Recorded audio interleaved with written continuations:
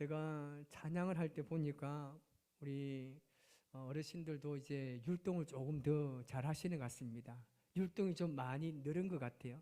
그렇게 생각할 때, 하면 느는구나. 뭐라도 하면 는다는 이 생각을 하게 됐습니다. 혹시 여러분들 중에 그 뭐 집이나 아니면 지금이나 혹시 소장하고 계신 것 중에서 가장 아끼고 아주 소중하게 여기는 어떤 물건이 있으십니까? 우리 집 황금 있는데요. 뭐 그래도 상관없습니다만은 저도 제 인생에 정말 귀한 물건이 하나 있습니다. 있는데 정말 공을 많이 들였습니다. 공을 많이 들인 것만큼 참 애착을 가지는 것이 하나 있는데 제가 혹시 오늘 여러분들에게 보여드리기 위해서 오늘 가지고 왔습니다. 이쪽에 제일 협주인 옆에서 제일 뒤에 보면 저 뒤에 있습니다.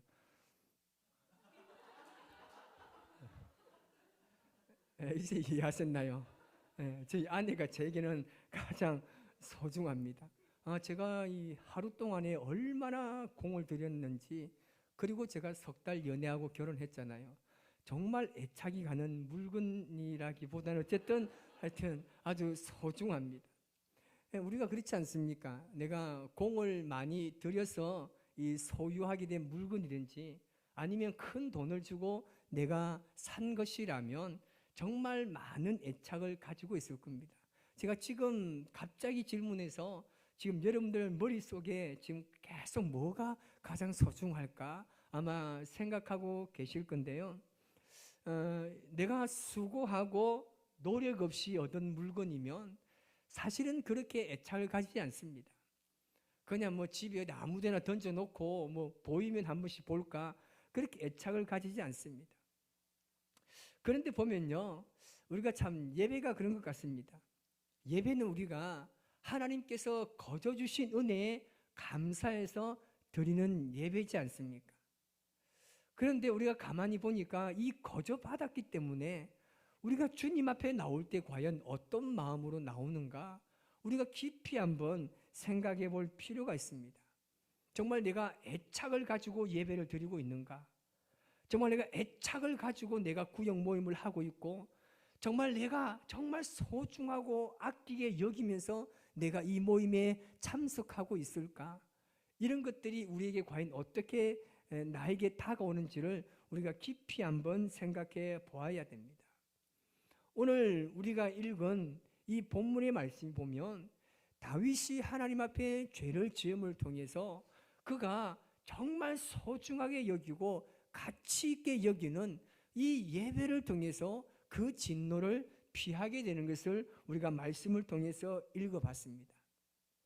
왜 이 다윗이 그랬냐면 다윗이 점점 나라가 계속해서 이 성장하고 있습니다. 굉장히 발달하고 있고 굉장히 흥황하고 있습니다. 그러자 다윗이 어떤 마음이 들겠습니까? 힘이 강해지자 그의 마음에는 이제 교만함이 들게 되는 것입니다. 그래서 이스라엘 백성들 몇 명이 죽었나요? 7만 명이 죽임을 당하게 됩니다. 무슨 사건 때문에요? 인구 조사를 했지 않습니까? 사실 어쩌면 억울할 수도 있습니다. 이 인구 조사를 누구 때문에 했습니까? 사탄이 시켰어요. 사탄이 그의 마음을 격동시켜서 인구 조사를 했습니다. 그 알 수 있는 게 우리 21장 1절에 보면 우리가 알 수 있습니다. 우리 같이 한번 읽어볼게요. 사탄이 일어나 이스라엘을 대적하고 다윗을 충동하여 이스라엘을 계수하게 하니라. 아멘.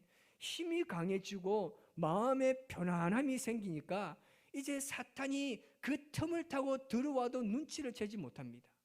그렇지 않습니까? 우리 인생에 정말 은혜가 충만하고 정말 하나님의 그 사랑을 계속 받고 정말 태평성대를 누리면 여러분 어떻습니까? 마음이 느슨해지기 쉽습니다.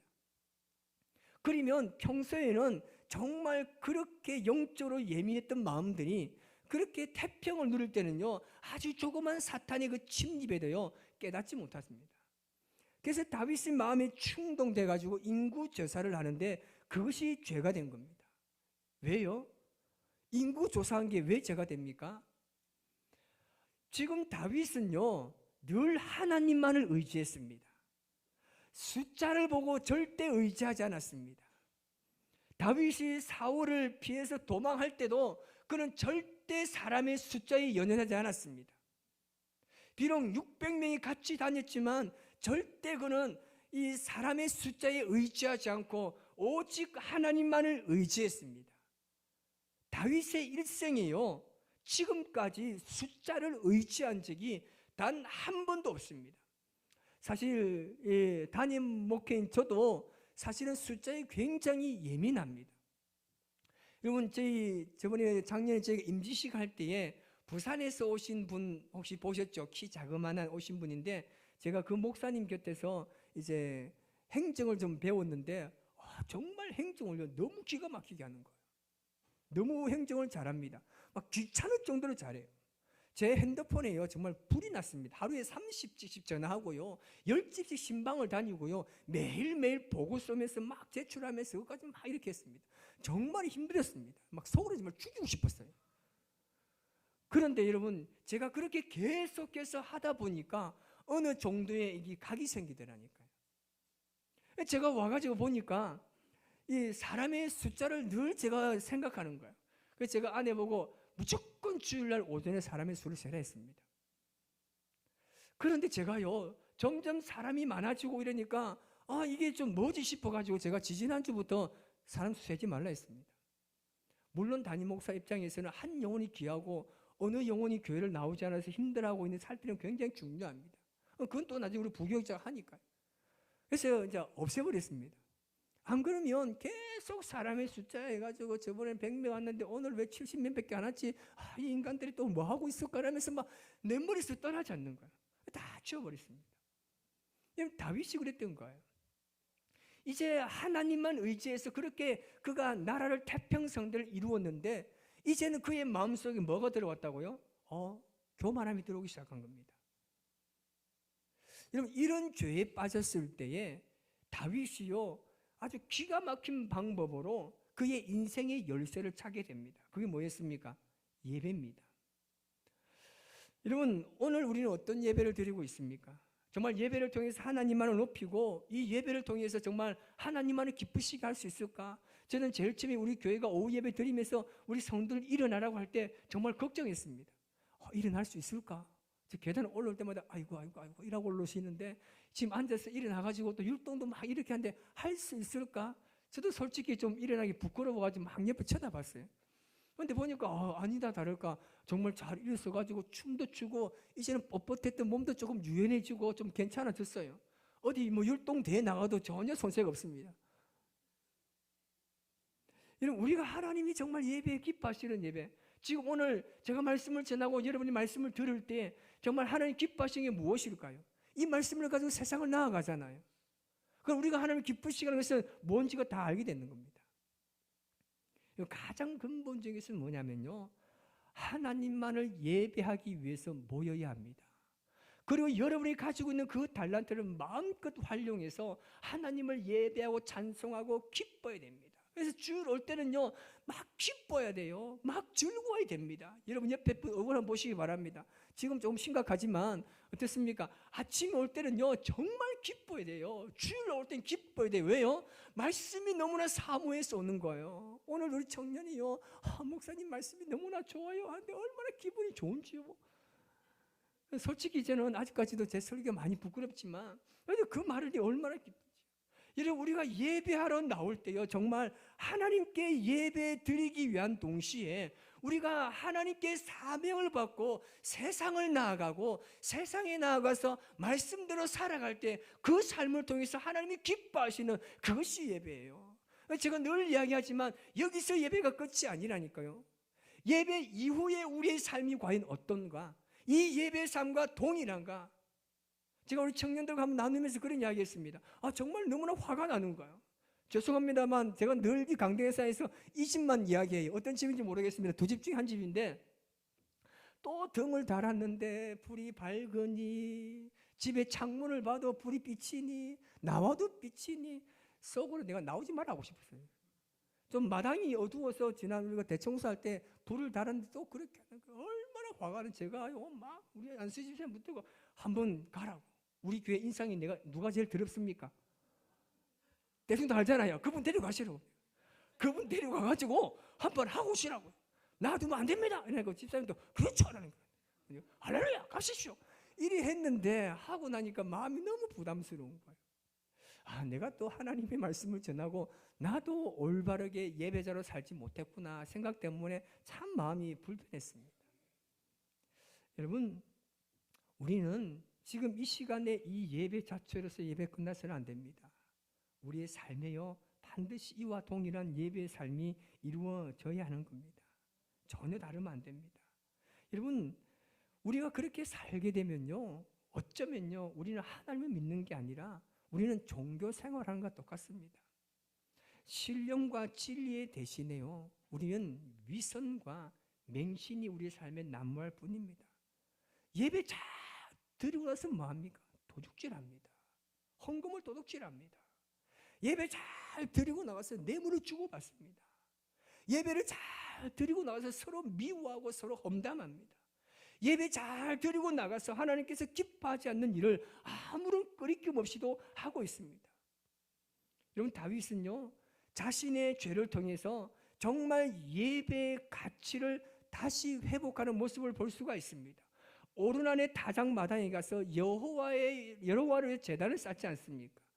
그래서 이 오르난의 다장마당은요 여부스 사람 이 오르난의 소유인데 그가 뭐라고 이야기합니까?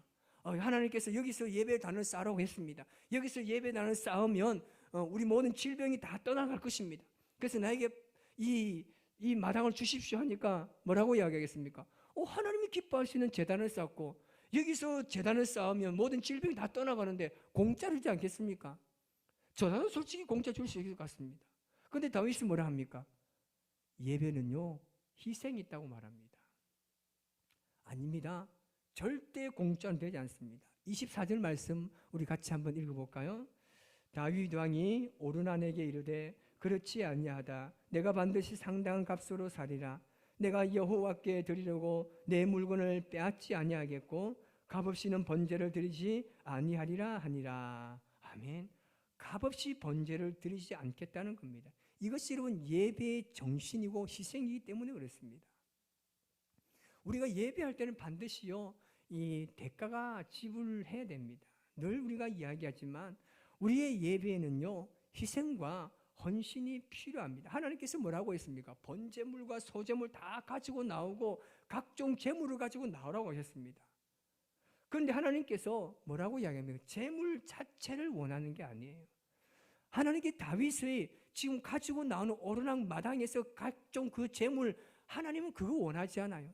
지금 다윗이 과연 어떻게 내가 너에게 말한 것을 신실하게 지키고 살아가는가? 지금 다윗의 마음을 시험하고 있는 겁니다. 여러분, 재물을 받는 것은 하나님요 사실은요 원하지 않습니다. 재물보다 다윗의 마음, 그가 간직하고 있는 하나님을 향한 예배에 대한 마음을 어떻게 가지고 있는가, 그것을 지금 시험한 겁니다. 그래서 다윗은요 오르나 다장만을 공짜로 취하지 않았습니다. 온전한 값을 주고 사서 하나님 앞에 드려져야 온전한 예배, 정말 예배가 예워다워지는 것입니다. 여러분, 하나님의 어떤 희생을 지금 하고 계십니까? 시간의 희생을 드리고 수고와 몸으로 희생하고 그리고 물질의 희생으로 우리가 주님 앞에 살아갑니다. 하나님께서 우리가 주님 앞에 나아갈 때마다 그런 마음, 그런 감격 가지고 정말 우리의 예배가 아름다워질 때 하나님께서는 우리 예배를 통해서 놀라운 일들을 우리 교회에 매일매일 부어주실 것입니다. 예배는 그저 주신 은혜에 감격해서 감사로 드린 것입니다. 그러므로 하나님의 은혜를 은혜되게 하기 위해서는 우리가 가지고 있는 가장 소중한 것을 드릴 필요가 있습니다. 우리 아름다운 헌신과 희생은요 하나님의 진노를 막을 뿐만 아니라 하나님을 위해서 제단을 쌓는 아름다운 예배의 시작이 되는 것입니다. 다윗이 진실한 회개의 심령으로 예배를 드릴 때 그때 하늘에서 불이 임하게 된 겁니다. 그 예배를 주님이 받으셨다는 겁니다. 다윗의 마음과 다윗이 행했던 그 모든 행위를 하나님께서 받으신 겁니다. 뭐 재물이 필요합니까? 아닙니다. 다윗의 마음이 어떠했느냐에 따라서 하나님께서 하늘에서 불을 내려주신 거예요. 여러분, 이것은 뭡니까? 이 불이 떨어졌다는 의미는 뭡니까? 그렇게 진노하겠다고 말씀하신 하나님, 그 하나님과 다윗의 관계가 회복되었다는 게 바로 불로 증명되었습니다. 여러분, 우리 이번 한 주간 여러분 삶을 어떻게 살아가기를 원하십니까? 아마 여러분 삶의 여정에는 우리가 생각하지 못하는 수많은 일들이 우리 앞에 놓여져 있을 겁니다. 그때마다 우리가 기억해야 될 것은 뭐냐면 이 하나님의 은혜입니다. 하나님께서 한순간도 나를 버리지 아니하시고 나를 떠나지 아니하실 것이라는 그 약속을 굳게 믿고 장애물을 대하는 사람은 반드시 하나님의 능력과 지혜로 감당할 줄 믿습니다. 이번 한 주간 우리 주님과 함께 걸어가시면서 승리하시고 주님과 함께 걸어가면서 여러분의 일생이 세상에서 가장 기쁨의 삶을 살아가시기를 주님의 이름으로 축복합니다. 기도하겠습니다.